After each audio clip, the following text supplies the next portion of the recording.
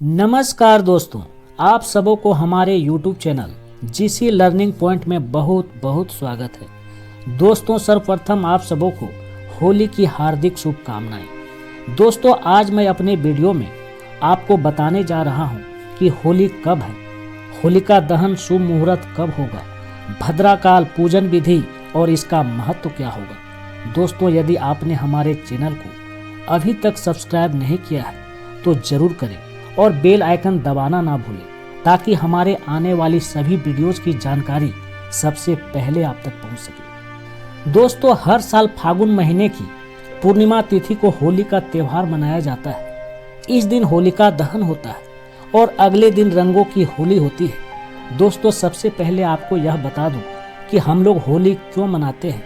इसके बाद आपको बताएंगे कि इस वर्ष होली का शुभ मुहूर्त क्या है और इसकी पूजन विधि क्या है।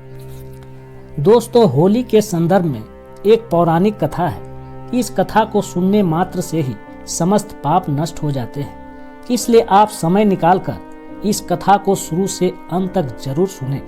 दोस्तों, बुराई कितनी भी ताकतवर हो, एक दिन जीत अच्छाई की ही होती है। इसी वजह से हमेशा बुराई का मार्ग छोड़कर अच्छाई का मार्ग अपनाना चाहिए। बहुत समय पहले की बात है, हिरण्यकश्यप नाम के राक्षस ने ब्रह्मा जी की तपस्या करके अमर होने का वरदान मांगा। जब ब्रह्मा जी ने अमरता का वरदान देने से मना कर दिया तो उसने मांगा कि उसे संसार में रहने वाला कोई भी जीव जंतु, राक्षस, देवी देवता और मनुष्य मार ना पाए। साथ ही ना वह दिन में मरे और ना ही रात के समय, ना तो पृथ्वी पर मरे और ना ही आकाश में, ना तो घर के अंदर मरे और ना ही बाहर, और ना ही शस्त्र से मरे और ना ही अस्त्र से। हिरण्यकश्यप की तपस्या से ब्रह्मा जी खुश थे ही, इसलिए अमरता के एक वरदान के बदले उन्होंने ये सारे वरदान उसे दे दिए। इसे पाकर उसने हर जगह तबाही मचाना शुरू कर दिया। उससे मनुष्य ही नहीं, देवता भी परेशान रहने लगे। वह अपनी शक्ति से सभी को सताने लगा। हिरण्यकश्यप से बचने के लिए लोगों को उनकी पूजा करनी पड़ती थी। जो भी हिरण्यकश्यप की पूजा करता वह उसे छोड़ देता और जो उसे भगवान मानने से मना करता उसे मरवा देता या फिर कठोर दंड देता। समय के साथ राक्षस हिरण्यकश्यप का आतंक बढ़ता गया। कुछ वक्त बीतने पर हिरण्यकश्यप के घर पुत्र का जन्म हुआ, जो भगवान विष्णु का परम भक्त निकला, जिसका नाम था प्रहलाद। हिरण्यकश्यप ने प्रहलाद को कई बार भगवान विष्णु की पूजा करने से मना किया और कहा, मैं ही भगवान हूँ, तुम मेरी आराधना करो। लेकिन हर बार हिरण्यकश्यप की बात सुनकर प्रहलाद कहते, मेरे सिर्फ एक ही भगवान है और वो है भगवान विष्णु। प्रहलाद की बातें सुनकर हिरण्यकश्यप ने उन्हें मारने की कई कोशिशें की, लेकिन वह सफल नहीं हो पाया। भगवान विष्णु अपनी शक्ति से हर बार हिरण्यकश्यप के सारे प्रयास विफल कर देते थे। एक दिन हिरण्यकश्यप के घर उसकी बहन होलिका आई। होलिका को आग में न जलने का वरदान प्राप्त था।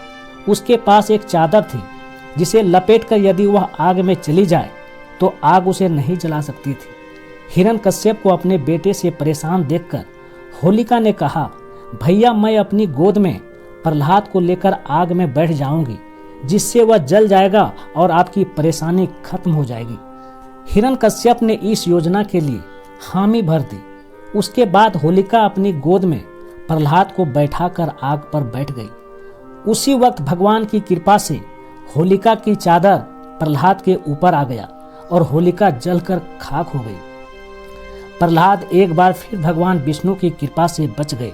दोस्तों, कहा भी गया है, जाको राखे साइयां, मार सके ना कोई। दोस्तों, आग में जिस दिन होलिका जलकर भस्म हो गई थी, उसी दिन को आज तक लोग होलिका दहन के नाम से जानते हैं।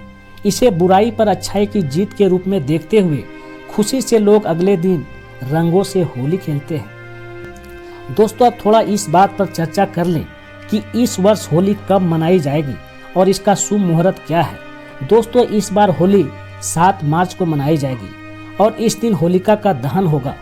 इस वर्ष होलिका दहन का शुभ मुहूर्त 2 घंटे 27 मिनट तक रहेगा।